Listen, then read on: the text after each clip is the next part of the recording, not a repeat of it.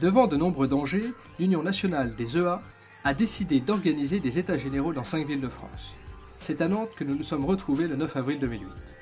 Une consultation démocratique s'imposait à l'UNEA qui n'existe que par ses adhérents. Par sa mobilisation, l'UNEA a donc décidé de faire remonter des propositions de terrain pour faire entendre sa voix au niveau national. Le principe de ces états généraux est simple. À Nantes, plus de 70 personnes se sont retrouvées et ont été réparties en 3 sous-groupes par atelier. La méthode des post-it est ensuite appliquée. Ce sont des post-it qui sont en effet distribués et mis à disposition de chacun pour pouvoir écrire sa propre position par rapport aux questions posées par les animateurs. Les différentes positions sont ensuite rassemblées sur un tableau, puis il est fait une synthèse des positions de l'atelier, avec des échanges, des débats, des témoignages. Un témoignage? Écoutons donc ce chef d'entreprise qui souligne la proposition qui lui a semblé intéressante. Une des propositions que j'ai entendues et qui me semble intéressante, c'est effectivement par rapport à ce contingentement qui est une des fortes contraintes pour l'entreprise adaptée, c'est peut-être d'avoir une vue nationale et non plus entreprise adaptée par entreprise adaptée, avec un ajustement mensuel et puis un bilan annuel pour déjà montrer à l'État qu'on est en capacité de consommer la totalité. La synthèse se fait d'abord atelier par atelier, où chacun a pu poser ses questions, échanger, débattre, prendre la parole. Quand on a négocié, si je me souviens bien, il n'avait pas été question de l'absentéisme. C'était sur les heures payées.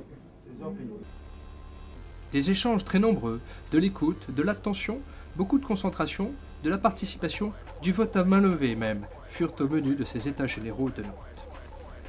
Et des post-it arrivent sur les tableaux, des idées émergent, des idées nouvelles pour faire face aux enjeux majeurs devant lesquels sont placés les EA. Les défis sont en effet considérables. Loi favorable, mais texte inapplicable.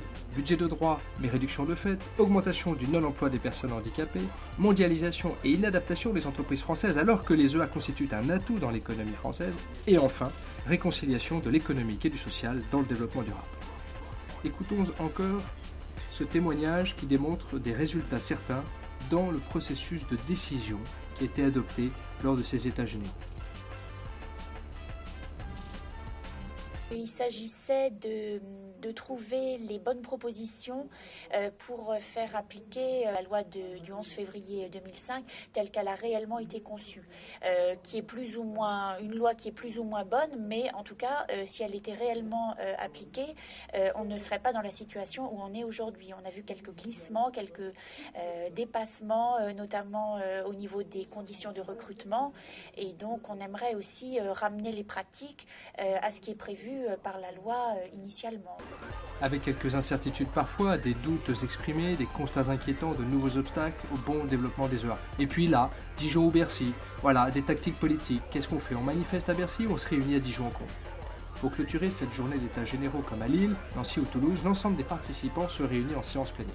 C'est tout naturellement le délégué général, Jean-Marc Froget, qui passe au tableau. On le rappelle, le but de cette synthèse est double.